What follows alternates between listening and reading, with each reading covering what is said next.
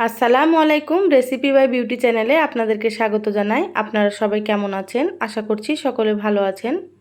আমিও ভালো আছি। প্রতিদিনের মতো আবারও চলে আসলাম একটা রেসিপি নিয়ে।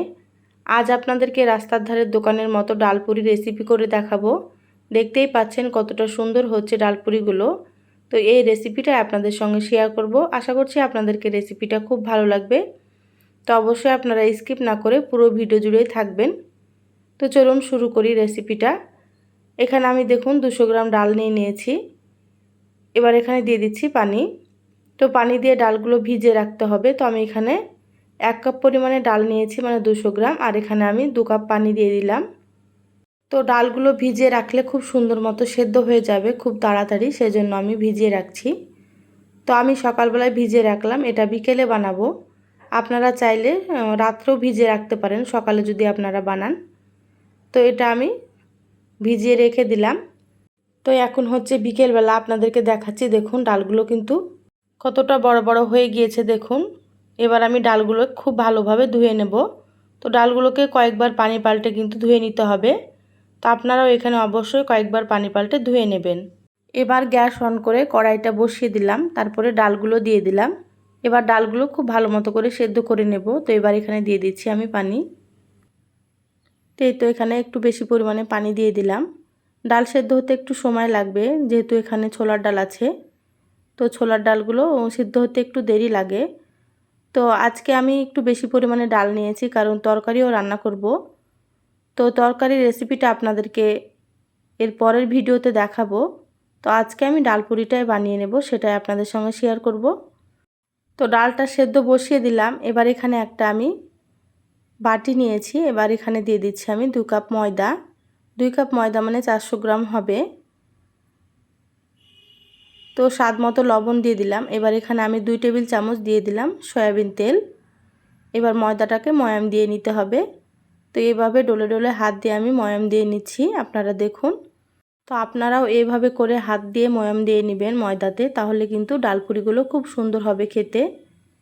এই তো ময়াম দেওয়া হয়ে গিয়েছে, আপনাদেরকে দেখাচ্ছি। দেখুন এইভাবে করে আপনারা করে নেবেন।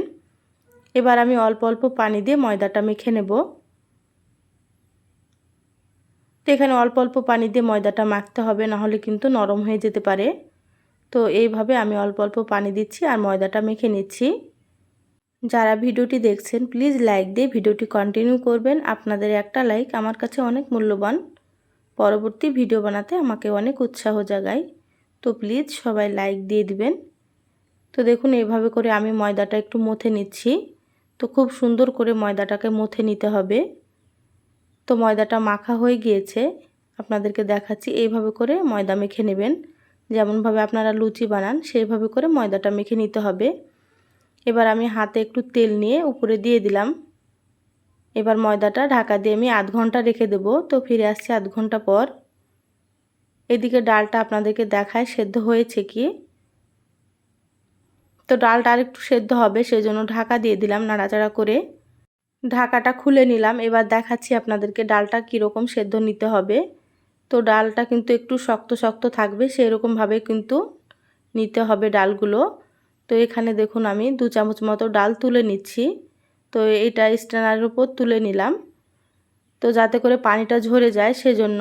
আর বাকি ডালগুলো আমি রান্না করব, তো ওটা সেদ্ধ হতে দিলাম, আরও একটু সেদ্ধ করে নিতে হবে। তো ডালগুলো আমি বাটিতে নিয়ে নিলাম। এবার আমি ডালগুলোকে শিলনোড়াতে বেটে নেব। এই তো দেখুন বাটা হয়ে গিয়েছে। তো আবারও আমি বাটিতে নিয়ে নিয়েছি। এবার এখানে দিয়ে দিচ্ছি আমি স্বাদ মতো লবণ, দিয়ে দিচ্ছি হাফ চামচ চিলি ফ্লেক্স, আর এখানে দিয়ে দিচ্ছি আমি হাফ চামচ গরম মশলার গুঁড়ো।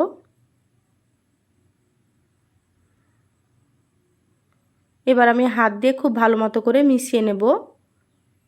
ডালগুলো আপনারা শিলনোড়াতেই বেটে নেবেন, না হলে কিন্তু ডালপুরিগুলো খুব সুন্দর হবে না।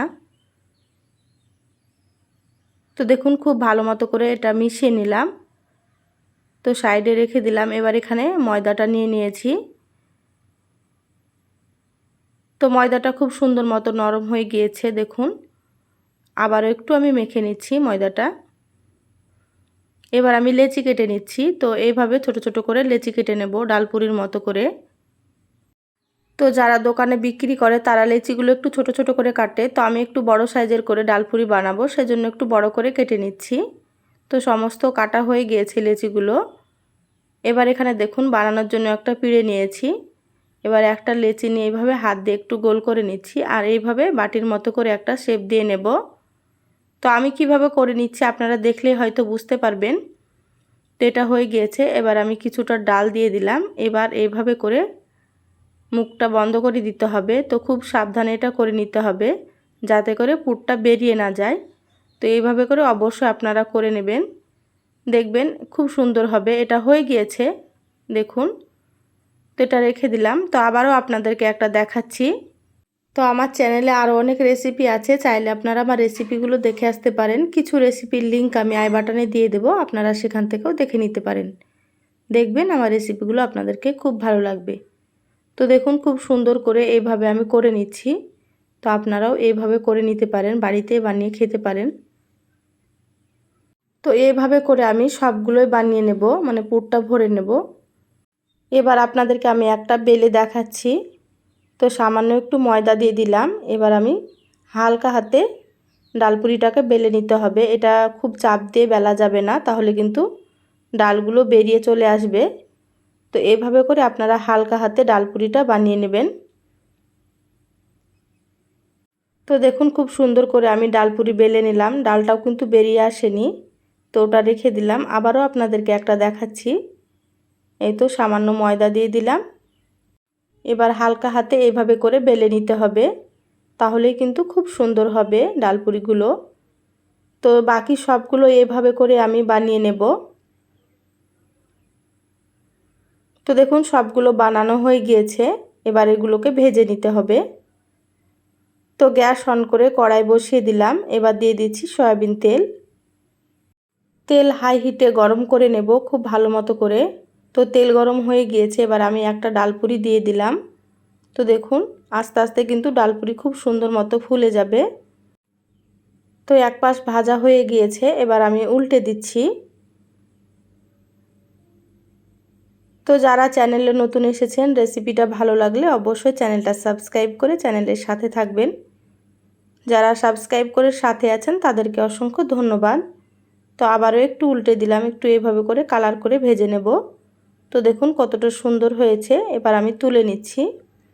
তো আবারও আপনাদেরকে একটা আমি ভেজে দেখাচ্ছি দেখুন। তো ডালপুরি দেওয়ার সাথে সাথেই কিন্তু খুব সুন্দর মতো ফুলে যাচ্ছে। তো আমার রেসিপিটা ফলো করে আপনারা বাড়িতে বানিয়ে নিতে পারেন, আর বাড়িতে বানানো খাবার কিন্তু হেলদি হয়। তো আপনারা এইভাবে বানিয়ে বাচ্চাদেরকে দিতে পারেন, বা বাচ্চাদের টিফিনেও কিন্তু দিতে পারেন এটা আপনারা। তো একইভাবে বাকি সবগুলো আমি ভেজে নেব। তো এই তো দেখুন সবগুলো ভাজা হয়ে গিয়েছে, আমি তুলে নিয়েছি। তো দেখুন দেখতে কতটা সুন্দর হয়েছে, খেতে মাশাআল্লাহ অনেক সুন্দর। তো এবার আপনাদেরকে আমি ভেঙে দেখাচ্ছি ভেতরটা কত সুন্দর হয়েছে।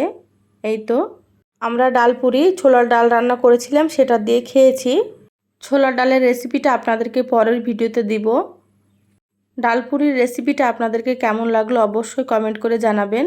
সবাই ভালো থাকবেন, সুস্থ থাকবেন। আল্লাহ হাফেজ।